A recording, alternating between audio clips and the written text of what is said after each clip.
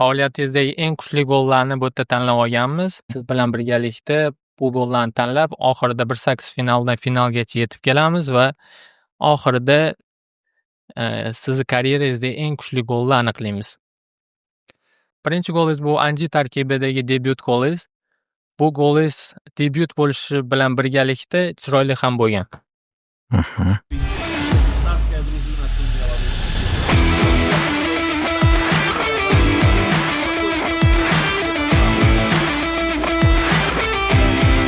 Bu golingizni Bunyodkor stadionida bo'lib o'tgan O'zbekiston va Qatar uchrashuvidagi jarimadan shunchalik aniqlikda bergan zarbangiz bilan solishtiramiz.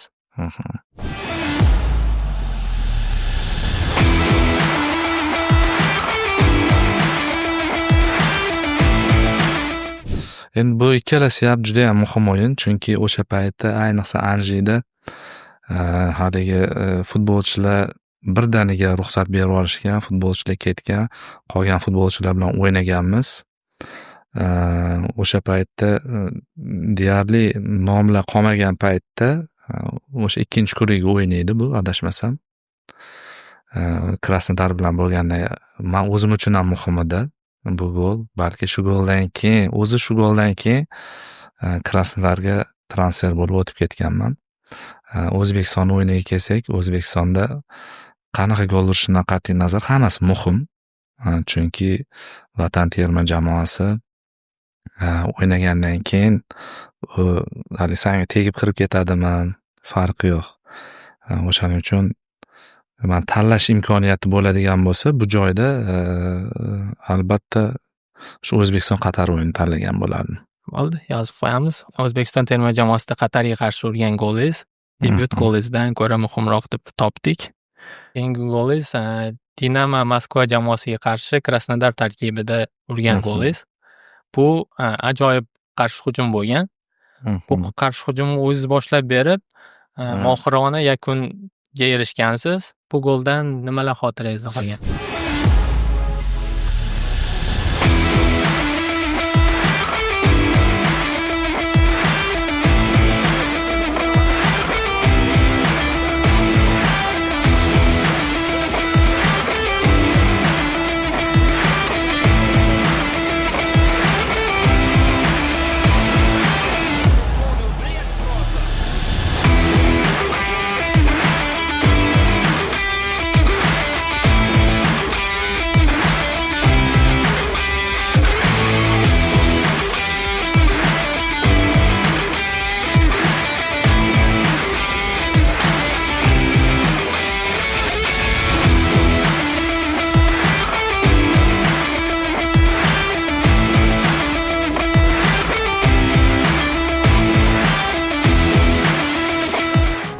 Endi Krasnodar asosiy anaqasi, taktikasi o'sha melki pas deymiz.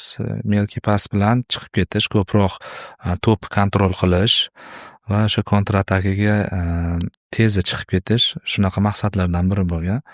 O'sha Dinamo bilan o'yinda ham yutib turgan bo'lganmiz. Endi yutib turgan jamoa himoyada ehtiyotkor bo'ladi.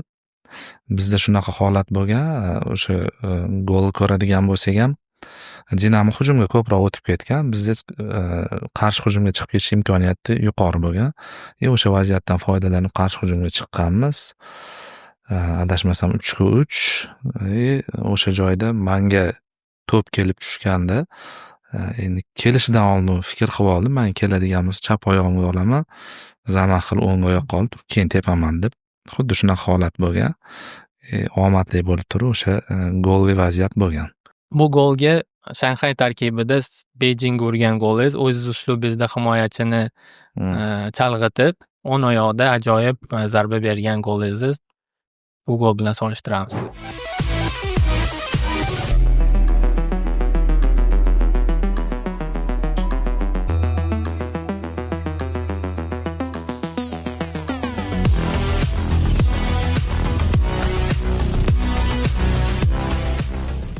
Endi bu joyda men ikkilanmasdan Beyjingga urgan golimni tanlayman, chunki bu o'sha o'yinda Guanjo bilan deyarli ochkoyimiz teng bo'lgan. Oxirgi tur edi. Oxirgi tur bo'lgan. Endi biz yutadigan bo'lsak, chempion bo'lamiz. Chempion bo'lamiz, chunki to'plar nisbatiga bizda natijalar yaxshi bo'lgan. O'shanda biz adashmasam bir 60 minut qiynalganmiz. Endi haligi himoyaviy futbolni yorib o'tish juda qiyin bo'lgan. Keyin faqat hujum qilganmiz. Keyin o'sha vaziyatda menga to'p kelib qolgan. Xalk to'p uchun kurashuvdim, adashmasam. Yo, Elkson degan napadayshimiz bordi, u kurashganda, keyin menga bergan. Men olganman mana bu vaziyatda. Keyin bu juda ham haligi oyog'imga udashni o'tirdi deydi-ku.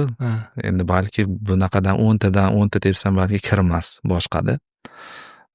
O'sha golni urganman, biz yutganmiz. Bu chempionlik anaqasida poygasi g'olib chiqqanmiz. Shu gol katta rol o'ynagan. O'shaning uchun shu o'yinni tanlayman. Bu o'yinda Shanxay jamoasida Guanjoga urgan golingizni tanlaymiz. Krasnodar tarkibiga o'tishingiz tarixi va 10-raqamni olganingiz qanday bo'lgan? Krasnodarga o'tishim tarixi men Anjida o'ynab yurgan paytimda Sergey Nikolayevich Galitskiyni katta intervyu chiqqan. Katta intervyu chiqqanda bizda yulduzli sostav bo'lgan. Shunda undan so'rashgan, Anjidagi yulduzli futbolchilardan kimni e'tirof qilardingiz deganda, o'shani Sergey Nikolayevich aytgan. Menga Odil Ahmedov faqat o'shani o'yini yoqadi. Uni shu poylada atakani boshlashlari bu bizni Krasnodarga juda ham mos tushgan futbolchi bo'lardi degan. Keyin o'sha intervyulardan 1,5 yil o'tib, keyin Krasnodarga o'tganman. U paytgacha Krasnodar klubi juda ham qiziqqan. O'sha transfer borasida ba'zi kelishuvlar olmagan. Keyin o'sha 2014-yili yozda Krasnodar klubiga ko'chib o'tganman. Shu borganda men endi asosan borgan jamoalarimda 25-raqamda o'ynayman. 25-raqam bo'sh bo'lmagan. Bo'sh bo'lmaganligi uchun keyin o'sha bo'sh raqamlarni ko'rsatishganda orasida 10-raqam ham bo'lgan. Keyin 10-raqamni olib o'ynashga qaror qilganman. O'ylaymanki, Anjida ham Krasnodarda ham juda ham yaxshi xotiralar qolgan. Chunki yaxshi insonlar bilan ishlaganman, kuchli futbolchilar bilan o'ynaganman, yaxshi murabbiylar bilan ishlaganman. Haligacha aloqalarimiz bor. Krasnodar rahbari Sergey Galinskiyni ta'kidlab o'tdingiz. Hozirda o'zingiz akademiyangizga egasiz. Hozirgi kunda ham aloqalar saqlanib qolganmi? U inson bilan fikr almashib turasizmi? Akademiya bo'yicha. Yo'q, akademiya bo'yicha fikr almashmayman. Endi o'sha akademiyasini o'zi asli akademiya ochishimga ham katta turtki bo'lgan inson, chunki har bir futbolchi Krasnodarga kelganda akademiyasini olib boradi, akademiyasini ko'rsatadi. Ko'plab futbolchilar o'sha akademiyada kontrakt qo'yadi. O'sha akademiyaga borganimda menda ham juda ham katta xohish uyg'ongan. Xuddi shunaqa akademiya qilishga harakat qilganman. O'sha vaqtlarda gaplashganimizda bu inson bilan hali vaqti kelib shu akademiyaning tarbiyalanuvchilari Krasnodar asosiy tarkibida o'ynaydi deb gapirgandi. Bu gaplarga juda ko'pchilik ishonmagandi. Mana o'zingizlar guvoh bo'ldinglar, yaqinda akademiyaning 11 ta tarbiyalanuvchisi asosiy tarkibda tushib o'ynadi. O'ylayman, o'sha paytda qilingan to'g'ri ishlar bugun o'zini mevasini beryapti. Shunga ham men ham o'zim akademiyamni ochishga qaror qilganman. Endi unaqa sharoitlar emas, lekin qo'ldan kelgancha harakat qilyapmiz o'zbek futboliga yaxshi futbolchilarni yetishtirib berishga. O'ylayman, biz akademiyadan ham hali terma jamoa darajasida yaxshi futbolchilar shakllanib chiqadi. Inshaalloh. Keyingi golingiz aynan yana Moskva Dinamo jamoasiga urgan golingiz. Bu o'sha chap oyoqda urilgan gollarning dueli. Aynan Krasnodarda Kuban stadionida bo'lib o'tgan o'yin. To'pni Glovoydan qabul qilib oldingiz va chap oyoqda unbelievable golni urgansiz.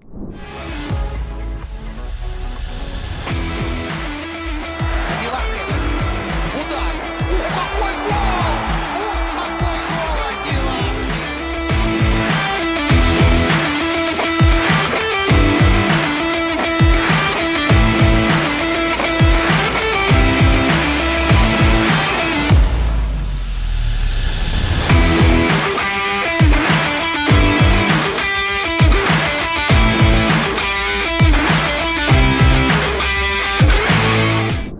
Bu goldan to'pni qabul qilishingiz va undan keyingi vaziyat haqida nimalar deya olasiz?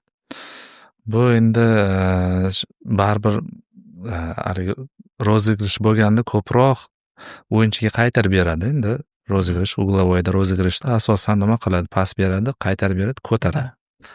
Endi xuddi shunaqa deb o'ylagan, menga kelgan, qarasam, meni ham maqsadim o'zi pas berish, orqaga pas berishda, endi uni ko'tarib yuborish. Endi pas beraman desam, qarasam o'zi u tarafi yopib qo'ygan.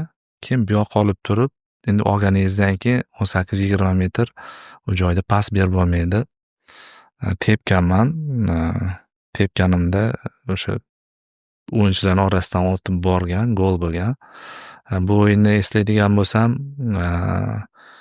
bizda terma jamoa o'ynagan bu o'yindan oldin. Terma jamoadan qaytib kelib o'ynagan o'yinlarimda endi bitta narsani aytib o'tsam, o'sha terma jamoadan qachon qaytib kelib klublarda o'ynasam, doimiy ravishda haligi gol urganman-da. Terma jamoada o'ynash menga doim terma jamoadan keyin borib klubda o'ynash doim omad olib keladi. O'sha o'yinlardan biri edi. Endi ikkinchi o'yinga keladigan bo'lsak,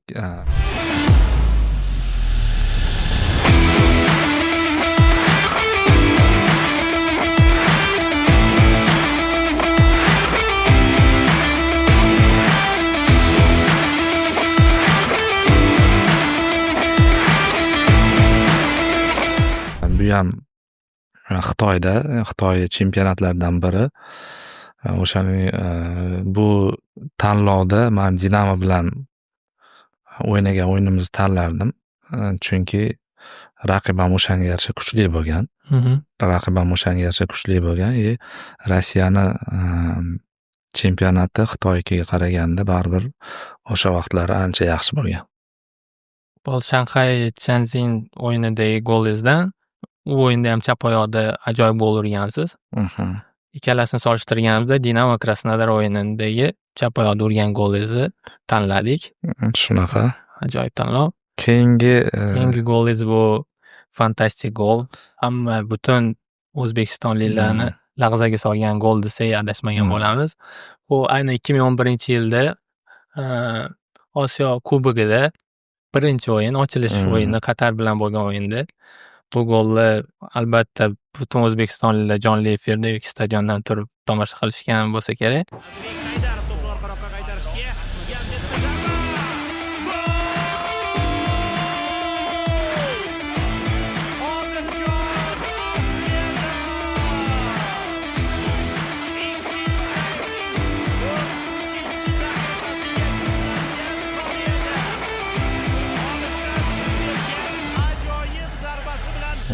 Bu adashmasam bu o'yinda sizni himoyaga qo'yishgandi.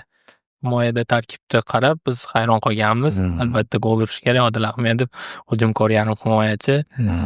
Himoyada ko'rib hayron qolgandik. Bu o'yindan oldin bizda 2 oylab zbor bo'lgan. Tayyorgarlik qilganmiz. Endi shunaqa vaziyat bo'lgan. Endi haqiqatan ham yarim himoyada kuchli futbolchilar bo'lgan. Az Haydarov, Timur Kapadze, Server Jeparov. Endi ularga haligi qilish kerak, raqobat qilish kerak. Zbor boshlaganimizdan keyin Vadim Abramov Kalench meni himoyaga qo'yishni boshladi. Keyin men o'yladim o'zimcha, haligi balki o'rtada joy yo'qligi uchun meni himoyaga qo'ydi deb. Keyin chempionat boshlanishidan oldin oldiga kirdim. Menda hech qanaqa muammo yo'q. Agar zaxiradan tushadigan bo'lsam, hech qanaqa muammo yo'q. Men raqobatda yutishga harakat qilaman. Agar sen hozirgi vaziyatda meni asosiy tarkib o'yinchisi emas deb hisoblasang, dedim, men zaminda ham o'tiraveraman. Menga zashtadan joy topib berishing shart emas. Biz hamki Karlench aytdi, endi rosa gaplashdik. Endi misollarni keltirdi. Germaniya chempion bo'lganda o'sha adashmasam Matteus dedimi, kimdir dedi, o'sha yarim himoyadan himoyaga o'tib o'ynagan. Endi menga juda ham muhim dedi, hujum boshlab beradigan o'yinchi dedi. Keyin shunaqa qilib hali himoyada o'ynashga rozi bo'lganman. Bu ochilish o'yini bo'lgan. Shu stadionni orqasida turmushli stadionlar bor. Endi haligi joyda biz o'yinga tayyorgarlik qilyapmiz. Bu yoqda ochilishi, salyutlar, endi bir ichimdan haligi shunaqa havas o'tdi-da. Shunaqa ochilish, polniy stadion. Shu bir kelib qolsak, tepsam gol bo'lsa-yu, xursandchiligim ichimga sig'masa kerak edi. Razminka qilib chiqdim. Shu ikkinchidan ham bir kelib qoldi. Keyin kelib qolishi ichimdan bir nima o'tdi, tepish kerak degan. O'sha tepgandan keyin shu gol urdim. Haligacha undan keyin muxlislar ham, tanishlar ham juda so'rashardi, o'sha goldan yana bitta bo'lsin deb. Qani edi o'zimda, haligi o'zimga bog'liq bo'lganda, men hamma golni shunaqa urgan bo'lardim. O'shaning uchun bunda ikkilanmasdan men O'zbekiston Qatar o'yinini tanlagan. Gap bor edi. Fantastik gol bo'lgan. Albatta, bu golga raqobatdosh golni topish juda ham qiyin, lekin sizni karyeringizda ajoyib gollar juda ham ko'p bo'lgani tufayli unga ham raqobat beradigan golni topdik.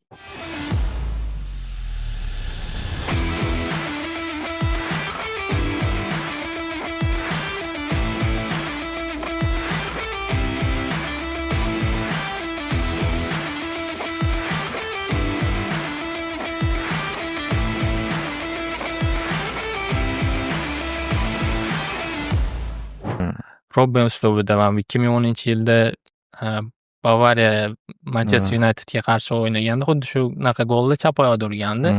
Siz xuddi shuni o'ng oyoqda urib eslatib olgansiz. Endi muhimligi bo'yicha baribir terma jamoaning goli muhimroq. Biriga qisqa savollarga o'tsak, siz birga to'p surgan eng kuchli o'yinchi kim bo'lgan? Xalq. Endi u misol nima uchun kuchli futbolchi deyapman, endi haligi dunyo darajasida undan ham kuchli futbolchilar bilan o'ynaganman, lekin uni futbolga bo'lgan yondashuvi juda ham boshqacha. Bekorga bu hali xalq bo'lib bunaqa kuchli futbolchi bo'lmagan. U o'zini ustidan ishlashi, o'sha professionalligi, mana haligacha futbol o'ynaydi. O'shaning uchun eng kuchli futbolchi menimcha birga o'ynagan xalq. Tushunarli. Siz qarshi to'p surgan eng kuchli futbolchi? De Bruyne. Liga Yevropada o'sha Krasnodar tarkibida o'ynaganimizda Wolfsburgda o'ynardi. O'shanda qarshi o'ynaganman. O'sha maydonda bilingan, uni juda ham kuchli futbolchiligi. Ajoyib. Super. Eng mashhur insonlardan 3 ta kimning nomeri bor? Meni kontaktimdan Eng mashhur deb hisoblagan odamlarni. eng mashhur, Kontaktingiz bo'yicha solishtirgan. eng mashhurlardan Xalkga bor. Pelish Boshga bor. Trener yana Eldor Shomurodov. Ajoyib kontakt. Endi hozir bu yerdagi tanlagan gollarimizdan endi yarim finalni ajratib olamiz. Qatarga urilgan gol bu yoqda. Endi bularni tanlaydigan bo'lsam,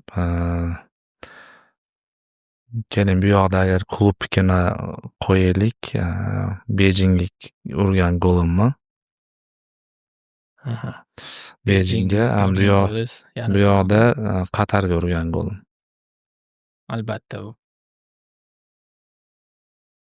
Endi final hal qiluvchi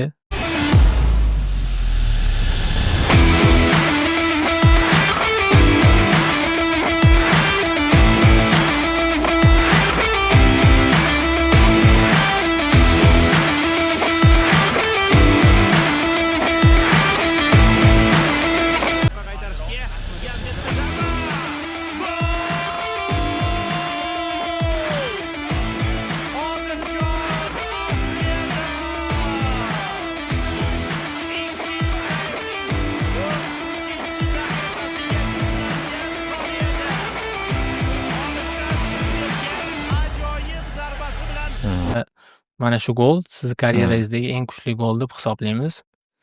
Endi ikkilanmasdan aytaman Qatar bilan. Chunki Qatar bilan o'yingacha o'sha vaqtda men уже boshqa jamoaga o'tishim kerak bo'lgan. Endi hali bir ikkita klublarga, kuchli klublarga taklif qilinganda endi Osiyo chempionatini ko'raylik, shunaqalar deyishgan. Keyin 2011-yil Osiyo chempionatidagi o'yinlarimdan keyin juda ko'plab takliflar bo'lgan. Keyin shularning orasidan Anjini tanlaganman. Menimcha karyeramni o'zgartirib yuboradigan gol bo'lganini bemalol ayta olaman.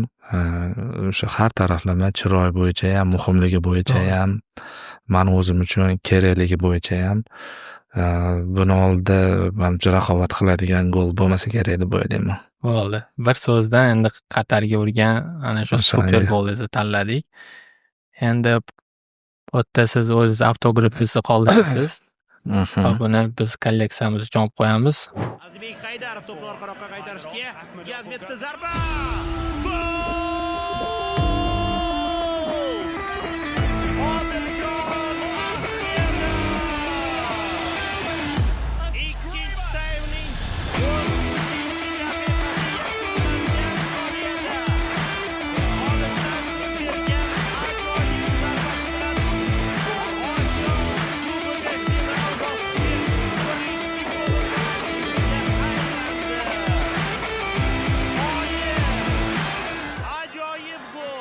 Oldi. Katta rahmat Odil aka. Rahmat, salomat bo'ling.